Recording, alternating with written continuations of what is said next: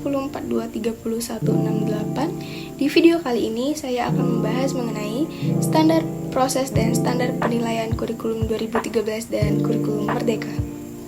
Pengertian standar proses. Apa itu standar proses?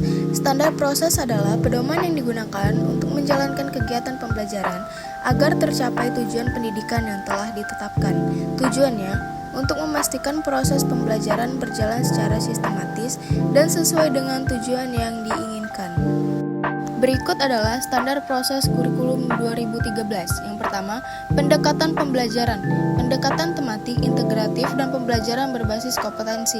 Yang kedua, model pembelajaran, pembelajaran yang menekankan pada kegiatan yang aktif, kreatif, dan inovatif. Yang ketiga, fase pembelajaran, menyusun rencana pembelajaran yang meliputi pembukaan, inti, dan penutupan. Dan yang terakhir, keterlibatan siswa, pembelajaran yang berpusat pada siswa dengan kegiatan yang mendorong keterlibatan aktif dalam pembelajaran. Selanjutnya, standar proses kurikulum Merdeka. Yang pertama, fleksibilitas pembelajaran. Siswa memiliki kebebasan untuk memilih mata pelajaran sesuai minat dan bakatnya. Yang kedua, pembelajaran berbasis proyek, menggunakan proyek sebagai sarana untuk mencapai kompetensi yang diinginkan. Yang ketiga, pembelajaran yang berpusat pada siswa, fokus pada pengembangan kreativitas dan kemandirian siswa. Dan yang terakhir, pemberian otonomi kepada guru. Guru diberikan kebebasan untuk merancang pembelajaran sesuai dengan karakteristik siswa dan konteks lokal. Sekarang kita masuk ke standar penilaian. Apa sih standar penilaian itu? Standar penilaian adalah kriteria atau pedoman yang digunakan untuk menilai dan mengevaluasi hasil dan proses pembelajaran dengan tujuan untuk mengukur sejauh mana peserta didik menguasai kompetensi yang telah ditentukan dalam kurikulum. Standar penilaian dari kurikulum 2013. Yang pertama, jenis penilaian. Penilaian dilakukan secara autentik, meliputi aspek kognitif, afektif, dan psikomotorik.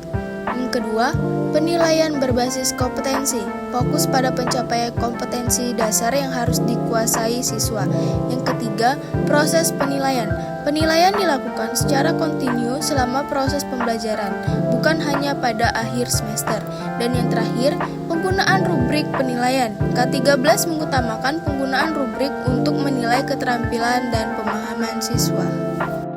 Selanjutnya, standar penilaian dari kurikulum Merdeka. Yang pertama, penilaian yang holistik, mengutamakan penilaian yang mencakup seluruh aspek perkembangan siswa, bukan hanya hasil akhir.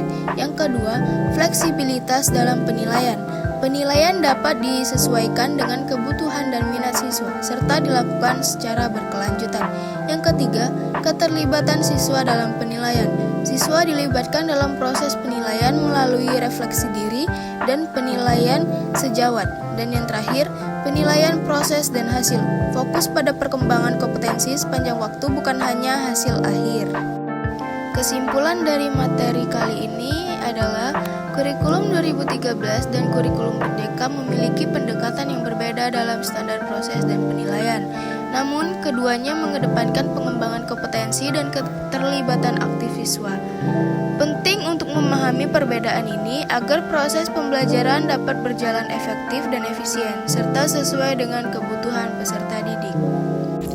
Itulah tadi penjelasan saya mengenai standar proses dan standar penilaian kurikulum 2013 dan kurikulum Merdeka. Jangan lupa di like, comment, dan subscribe ya teman-teman. Bye-bye.